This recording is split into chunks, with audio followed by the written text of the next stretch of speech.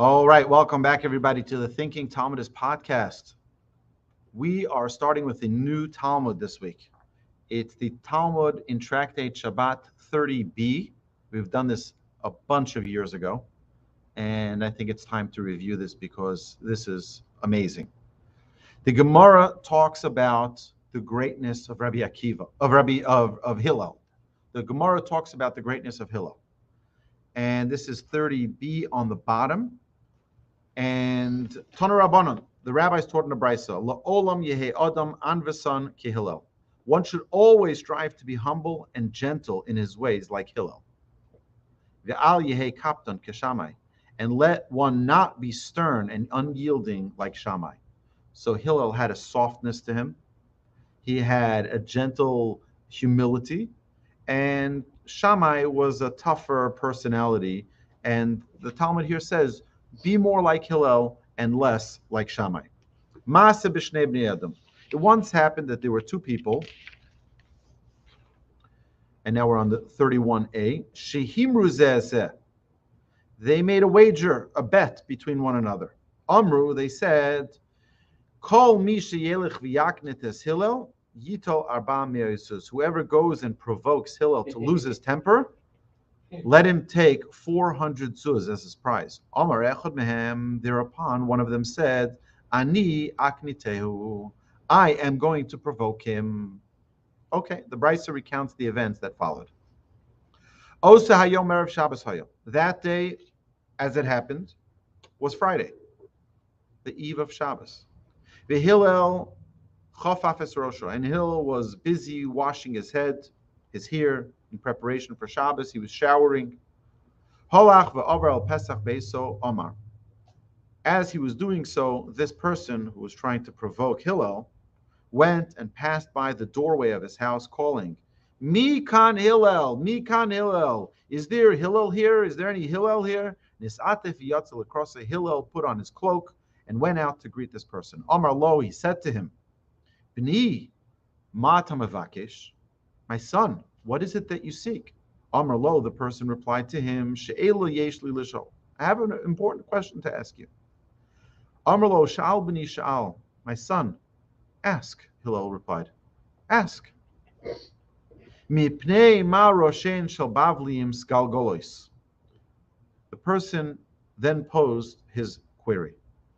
Why is it that the heads of the Babylonians, the Persians, why are they round? Why are they so round? Amar lo, Hillel responded, Ni she'ela gedola sha'alta, my son, you have asked a truly profound question. Mepnei she'ein lehen chayois pikchois. The reason is because they do not have skillful midwives. Okay. Holach v'himtin sha'achas. The person went and waited a little while. Chazar v'amar, and then he returned to the front of Hillel's house and called out, Mikan Hillel, Mikan Hillel. Who here is Hillel? Where is Hillel? Nisatef yatzel across Hillel again was in the bathhouse. He comes back out, dries himself off, comes back out, and he says, Amar lo, bni mata mavakesh. What is it that you seek, my son? Amar lo, she'elu yesh li lishol. I have a question to ask you. Amar lo, sha'al bni sha'al. My son, ask. Ask all you want. He says, mipnei ma'inem sher tarmoidin trutois. He says, why are the eyes of the Tarmodians, which are people who live in the east, in the far east, why are they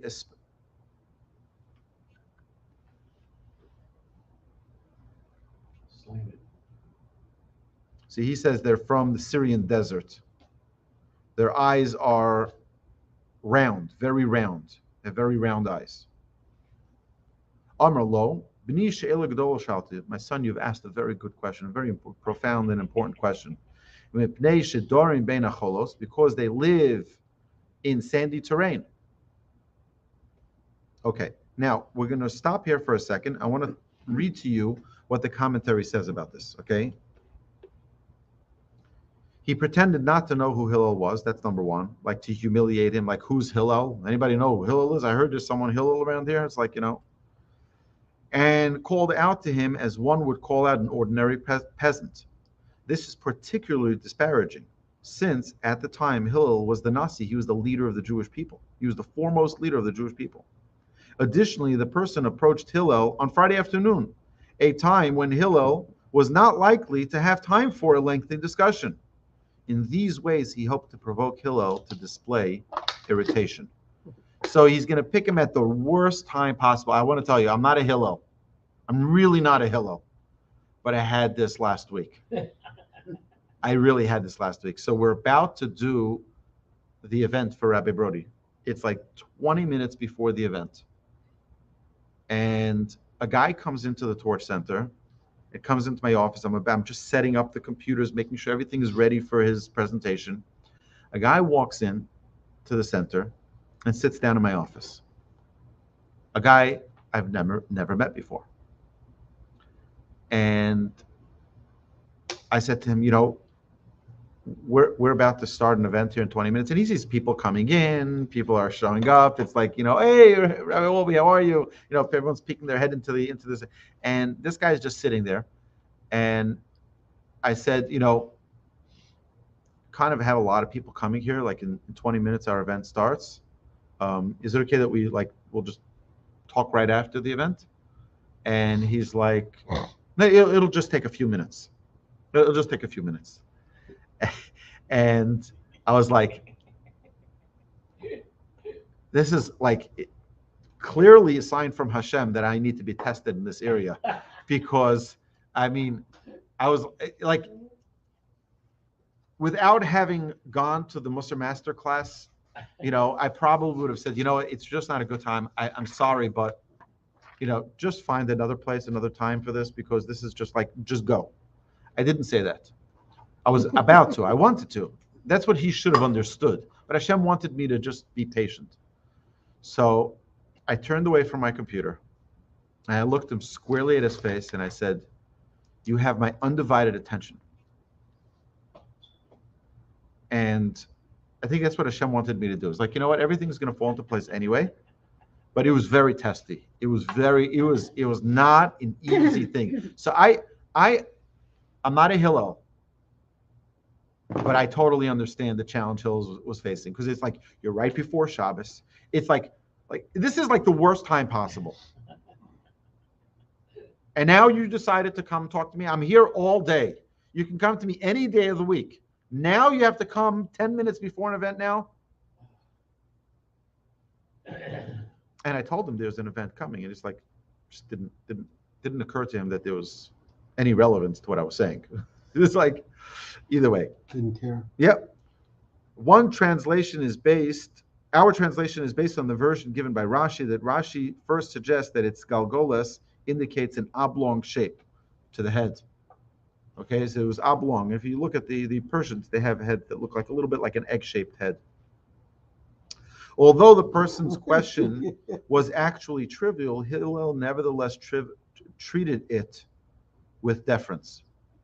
Hillel's practice was never to dismiss any question as unimportant, for he did not wish to discourage people from approaching him at any time. And the truth is that even this guy who came to me, it was like, really, that's what you need? That's what you're bothering me for right now? Which has made it all more comical. It's like, where I knew it was a sign from Hashem, like you need to just take it easy and just give everyone the attention they need at the time they need it. It's not always convenient. My great grandfather of blessed memory, may his blood be avenged,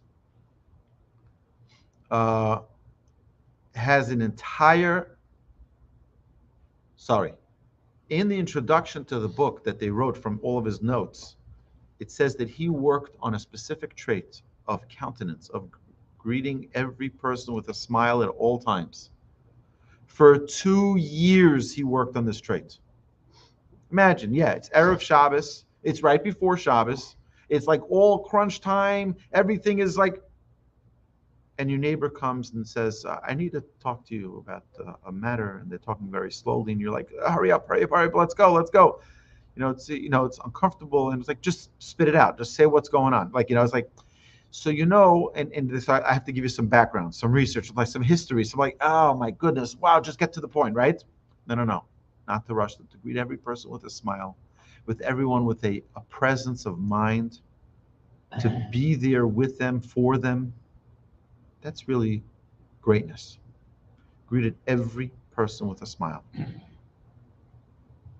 And it's something that if we can take this from Hillel, take it from my great-grandfather, that's an incredible, incredible trait. So the Talmud here continues, and this is the commentary still. He says, the midwives improperly shaped the head of the infant at birth. Maharsha posits that Hillel's answer also contains a deeper meaning, in which he was alluding to certain elements of the Babylonian national character, that perhaps their character was not proper from childhood. From their childhood, it wasn't just their physical features aren't ordinary, but the way they act and the way they think and the way they're trained as children wasn't either proper. Okay, the Talmud now continues.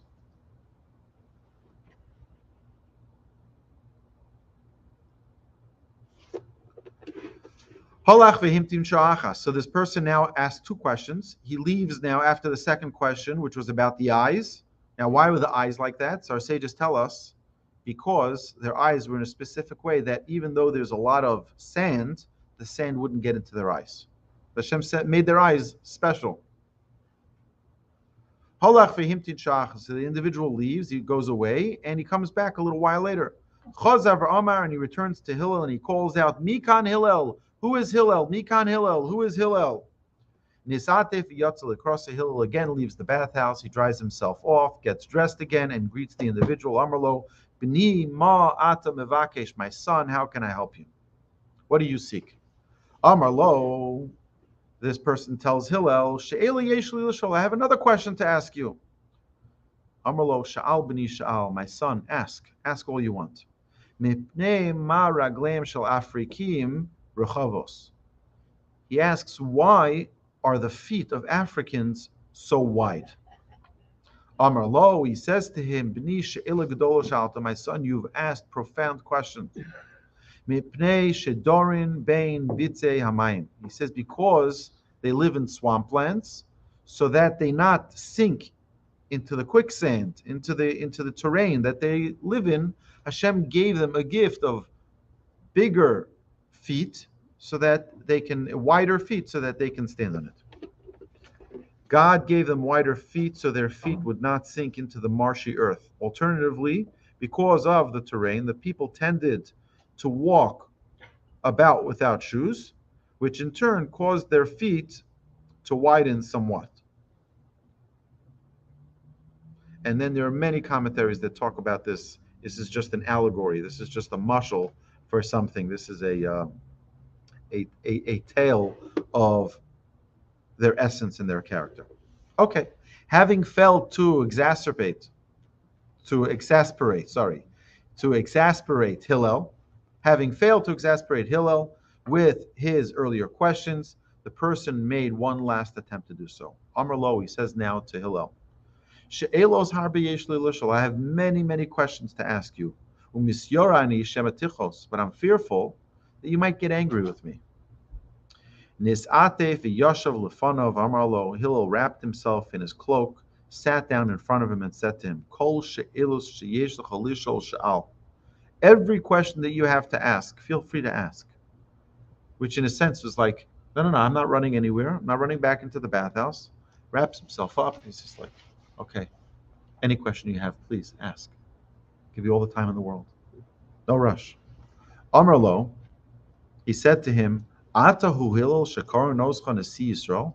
Are you the Hillel, the great Hillel, whom they call the Nasi of the Jewish people, the leader of the Jewish people? Amar lo, hey. He says, indeed, I am, yes.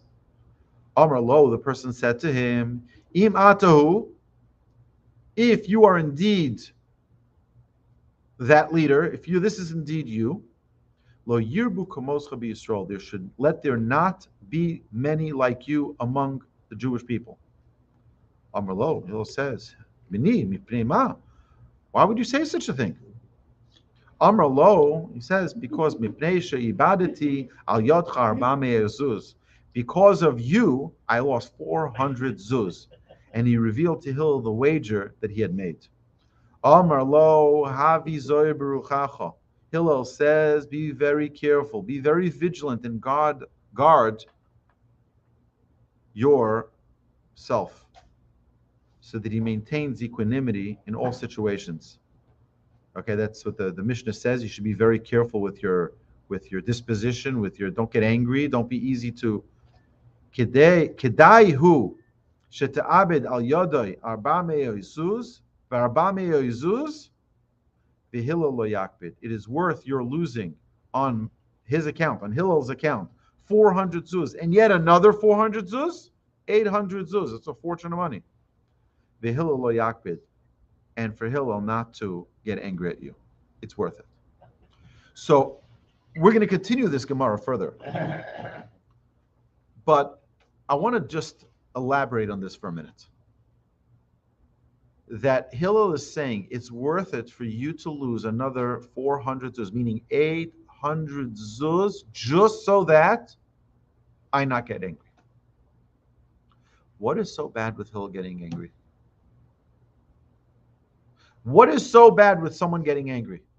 Especially someone who's a sage, someone who's a scholar, and I will tell you, I said this recently twice in class. There's a video you can search on YouTube of the Pope hitting someone. There was one of his followers came to see him and was all excited and was holding his hand like wanting to get a blessing, and he slapped them. That's anger. That's not greatness. That's not what the Torah teaches us. On the other hand, contrast that with my trip to Israel. My recent trip to Israel 2.5 months ago. I met with 20, 30 rabbis. There's lines around the building, people waiting to see them.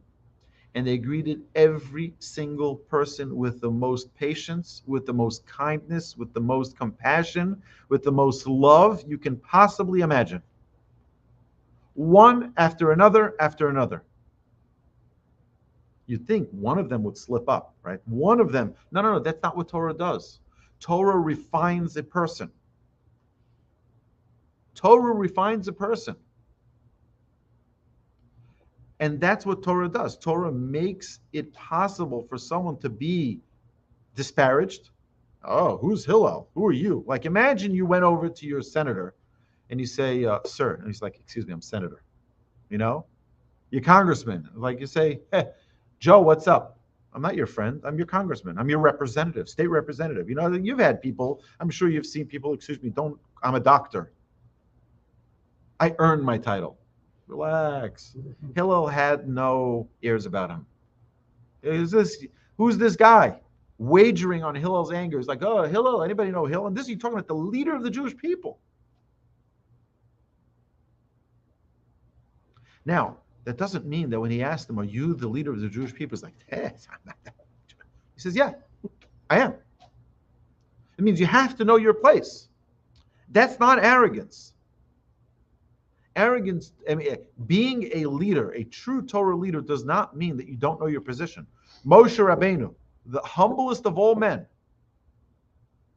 If you ask the Moshe, are you the leader? He'll say, yes, I'm the leader. That doesn't make him arrogant. That makes him knowing his place. On the other hand, when we have Torah and we apply the Torah properly, Torah teaches us sensitivity. Torah teaches us kindness. Torah teaches us that it's not about us, it's about our relationship with God. And just like, and this is our job, to emulate God in our every single day. So yeah, when we're in the supermarket, we're able to display kindness and compassion and love in the proper way. We're able to display what it means to be a servant of Hashem. We're able to display greatness. That's what it is. Hillel is showing that in the greatest, most finest way. I've shared with you in the past, one of my rabbis, it's actually on the 48 Ways podcast, coming up in about a week and a half, way number 47, I believe, or 46. But my rabbi was always upset at the cabs, that they would gouge him. They would do the Israeli cabs. They're very, very shrewd. Let's call them shrewd. They're smart, tactful businessmen, and if you don't hold to their game, they're going to get money out of you somehow. So you have to be smart too. And sometimes it can be infuriating. It could be maddening, particularly if you're not Israeli and you don't know their shtick. You don't know their game. You don't know how smart they are. So my rabbi said that it was maddening for him as an American who lives in Israel, and take him for a ride, and he'd get very angry until he realized, and this is not my Rabbi Yitzchak Berkowitz, it's a different rabbi, and he realized it's not worth it for me to get angry for 10 shekel. It's not worth it for me to get angry for 20 shekel. Look, Hillel says it's not worth it for 800 zuz, which is a lot more than 800 shekel. It's not worth it. If you think about it, if they overcharged you in the restaurant, they overcharged you $6, people go crazy. Mm-hmm. Yeah, it's $6. You're ready to tip the guy, the valet. You're ready to it's like, but $6 on my dinner bill. What's wrong with you? And you can throw a fit. I can't believe it. The $6, right? And and then we're ready to pay an extra, something, an extra $100. No, it's $100. Big deal, right? Then we say, it's fine. You can keep it. No big deal. It's just that we feel like someone took advantage of us. We feel like we were wronged. If we realize that everything that happens to us is a test from the Almighty, it doesn't make a difference if the guy did it intentional, not intentional. He says, Hashem testing you. He's saying, hey, guess what? I'm going to give you a challenge here. Let's see if you're okay with this. Let's see if you blow your lid because of the $6 extra fee. But the truth is, it's all about perspective. It's all about the perspective that we need to have. Is it worth it for me to give up my world to get angry? Imagine this. Imagine you're holding a glass jar on your head.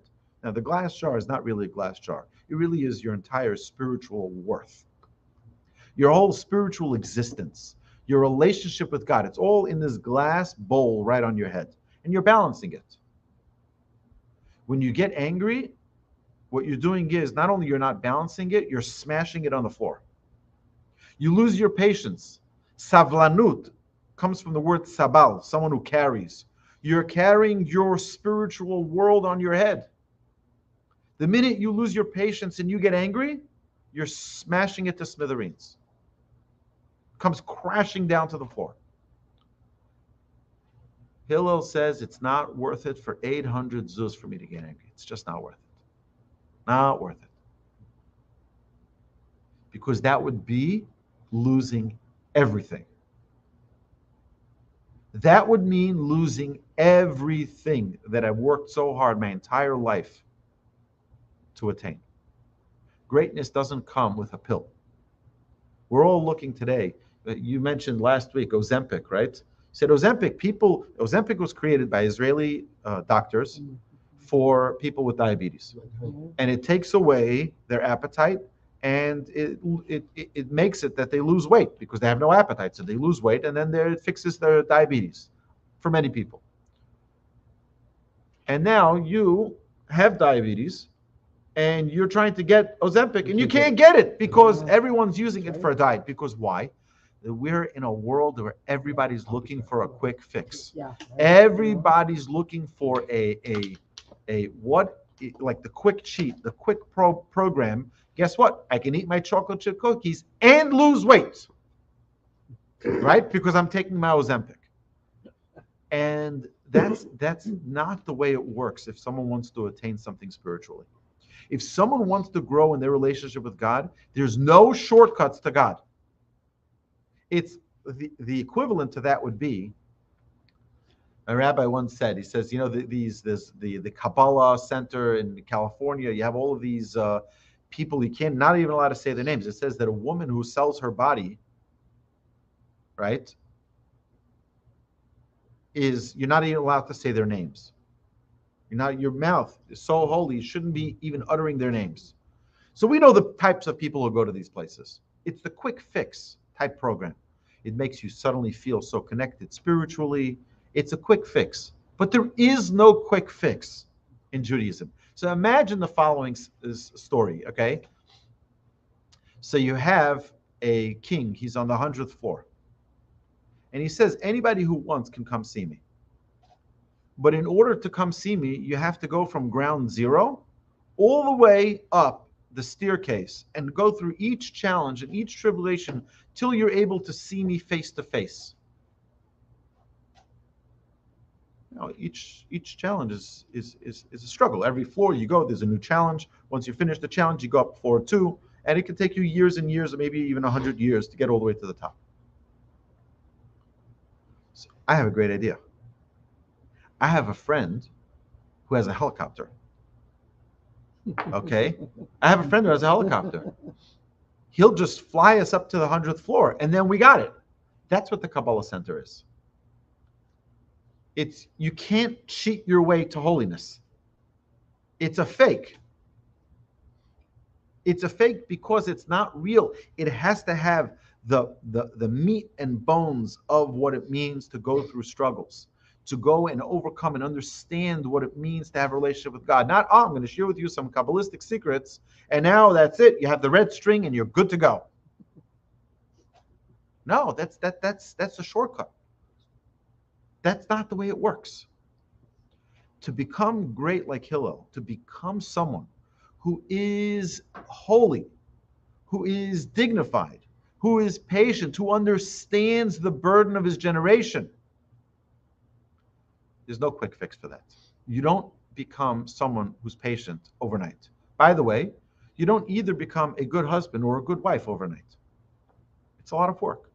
And every day there's a challenge. And every day there's a struggle. And every day there's another obstacle course. Why can't everything just be bliss? Because only dead people have bliss. Living people have challenges. Living people have struggles. Living people have that. In order to get to that place called absolute perfection, you have to go through those 100 floors to get there. And part of being in that struggle means that, yes, every time you overcome another challenge, you overcome another challenge, you overcome another challenge, you're becoming a greater and greater person. You're elevating yourself. You're uplifting yourself. There's been, according to what I've learned, and I could be wrong, there's maybe 3 real exotics In the world? that ever lived. No. What are you talking about? That's what it's, well, you got Benjamin and one of his kids. It was just something that No. There are only 2 people in the Torah that are called a tzaddik. Okay. We have Noach ish tzaddik, and then it says in Amos about Yosef that Yosef was a tzaddik. Yes. That is it. Those are the only 2 people that it's So called out a of tzaddik. billions of people. One second. That's what the Torah calls Okay. a tzaddik, Okay. right? But Moshe was the greatest human ever. Aaron was the greatest. And King David, and you're talking about all of the unbelievable, Abraham, Isaac, and Jacob. That doesn't mean, because the Torah doesn't call them a tzaddik, doesn't mean that they were righteous. Doesn't mean that they weren't righteous, sorry. It doesn't mean that they weren't righteous, because the Torah doesn't mention them as a tzaddik. Where did I learn the 3? It was like Benjamin, one of Benjamin's children. There were like 3. You're talking about people who never died a physical death? Is that what that means? Yes. Yeah. There are 3 people, or 4, 5 people that never died physically. They're still around today. I don't know where, but they're still around today. Physically, they're still around. Who was that? Who were they? So we'll get to it a different time. Well, the Gemara is going to talk about it. We're going to get to it sometime in the Gemara. But either way, what I'd like to take out of today's class as a conclusion here is the importance of going in the path of Hillel. Recognizing that when you have a frustration coming your way, say, I can't wait to see where Hashem leads me with this, because this has got to be a trip. And it's going to be a challenge. It's not going to be an easy one. That challenge is what we embrace. We embrace challenge. We don't run away from challenge. The whole world is busy running away from challenge. We're going to numb ourselves. That's why people today, all over the place. Next door, sadly, to the Torch Center, we have this smoke shop. And it smells sometimes very unpleasant scents, aromas coming from people smoking certain substances. And you wonder, why do people smoke it? You know why? Because life is so difficult for them. They just want to run away. They just want to run away. That's not, Judaism doesn't run away from problems. We embrace our problems because our problems means we're living in a spiritual existence. It means we're alive. Dead people don't have challenges. Only living people have challenges. It means we're alive. And we love being alive because every day that we can overcome a challenge, every day that we can become better, we're allowing ourselves the opportunity to become closer to Hashem. So, my dear friends, have a magnificent Shabbos. Thank you so much, and I look forward to seeing you next week. Thank you, Rabbi.